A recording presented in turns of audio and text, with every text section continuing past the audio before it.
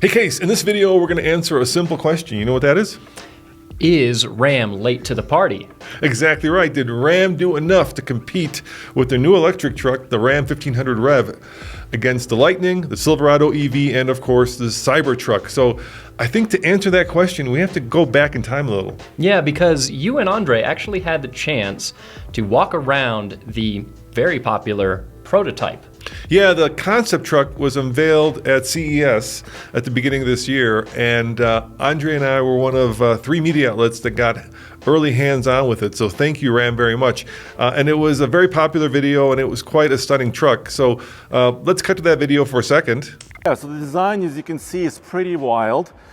It's based on a frame. So we cannot see the frame right now, but underneath this truck is something they call STLA frame electric architecture, which means it's really a frame-based truck, and then the body and the bed go on top of it. This is where it gets really interesting and really innovative, because obviously, let's start with the fact that there are suicide doors on a truck and 3 rows of seating, but we'll show you all that. And look, this is a very unique feature. Actually, a pass-through inside into the cabin. Hey, these seats are asymmetrical. Yes, so once again, look at the floor. It's got a track system concept. I'm just almost 6'3". I'm sitting here in the back, and this is what they're saying. They expanded the cabin, so there is more space. They talked about limousine-style room. I would agree. And look up, look at how crazy that is. Dude, the roof is insane. Look at these panels. I've got my sort of light control, my bed control, my auxiliary. I think it's in a demo mode now, so it's kind of talking to me now. Yes. And then look at that. We have a jump seat and 2 jump seats. So really, yes, we're looking at potentially 6 people. For this configuration. Yeah, exactly. And what made that truck so instantaneously popular, or at least noteworthy, was that they came up with a lot of firsts, right? Yeah. So even though, of course, Ford and Chevy are going to be in the electric truck game ahead of Ram, they did things like they did a pass-through in the frunk. Yeah. They did suicide doors, right? They did a midgate. They did seating for 6, which was all way cool, and then a little confounding, because you know what happened next. Yeah, so next, and as you probably saw if you watched the Super Bowl, they came out with the production version, which is this Ram REV that we're looking at behind us here. And of course, there were some things with the concept truck that we knew wouldn't make it to production. Like you said, the doors opened up opposite each other, and there was no pillar in between. That would never make it to roof crushing safety measures. I mean, probably not. There was a good bit there that we knew wasn't going to make it to production. But now we see this Ram REV that's more production ready, and it really doesn't have anything that made that concept stand out, does it? Yeah, it seems like they followed the Lightning route, right? Where they took a basic Ram 1500 and stuck a different fascia on it, kind of stuck a different rear on it.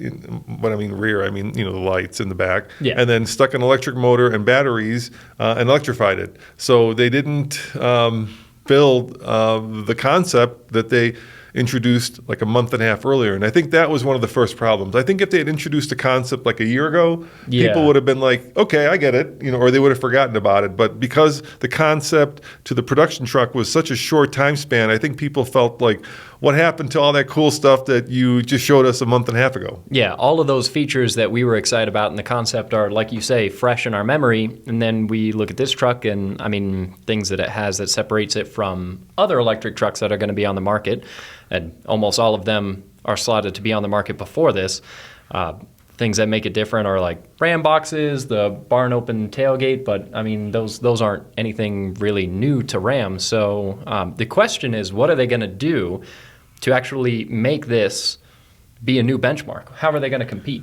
Yeah, and that was sort of answered recently, because what they did after they unveiled it is they started opening up their order books for, I guess they called it pre-orders, and they quickly closed their order books because people ordered them. So at least in terms of demand, and they didn't tell us how many pre-orders they got. Yeah. So we don't know, but at least visually from the outside looking in, it looks like people are excited by it and people order the truck. So maybe they did do enough. Maybe following Ford's Lightning plan, I guess you'd call it, right, where you take the existing truck and make it electric versus following Chevy's plan where you use a completely bespoke and new chassis to create the Silverado EV. Maybe that's the smarter move. So let's talk about the timing of when the 4 different trucks that we're talking about come out. So the Lightning is already out. Yep. So way early head start.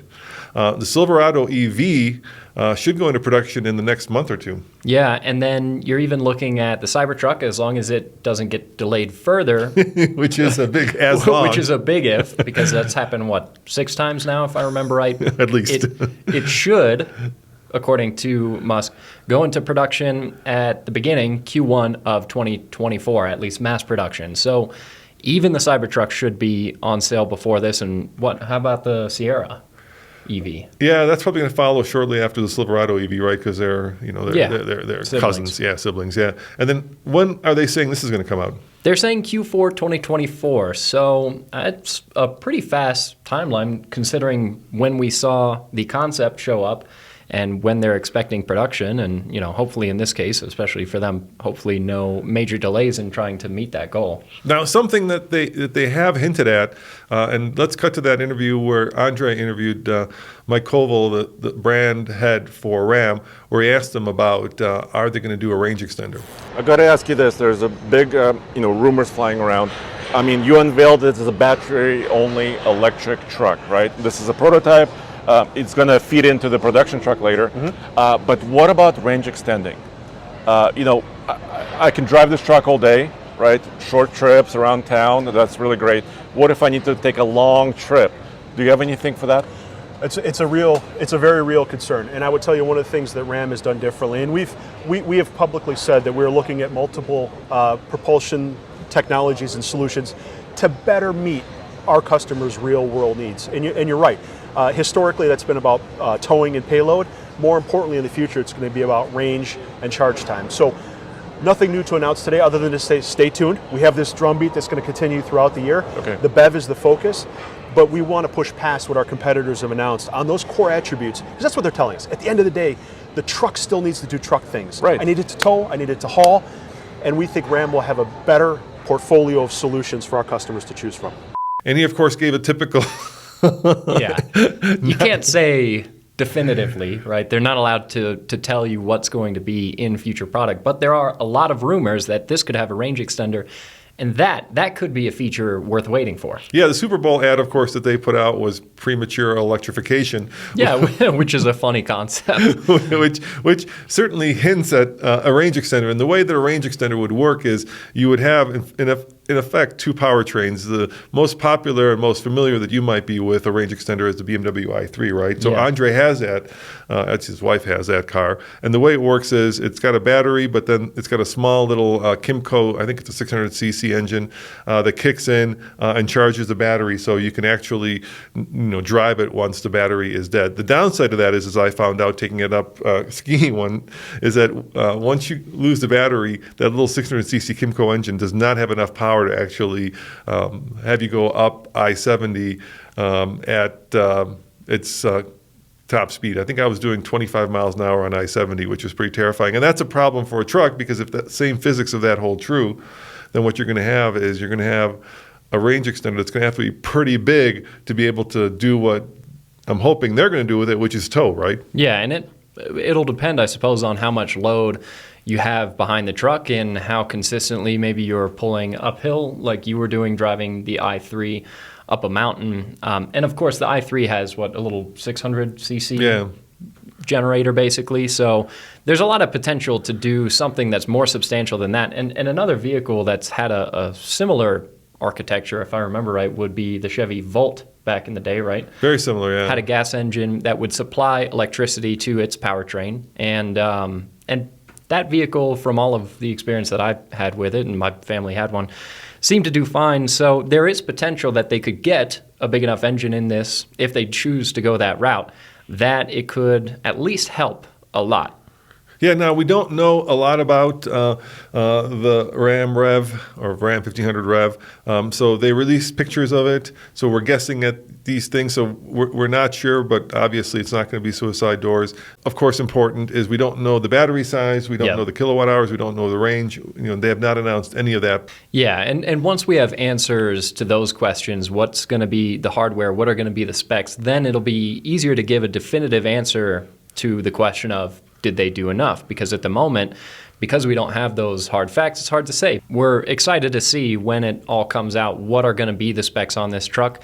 And of course, whenever we get to drive it, that'll be really the big answer to these questions that we have. Yeah. Let us know in the comments below what you guys think. And did they do enough? Are you guys impressed with the Ram 1500 REV, or were you expecting something a little bit more exotic? As always, this is Roman And Case saying thanks for watching. Remember, check out alltfl.com for all of our news, views, and real-world reviews. See you guys next time. Ciao.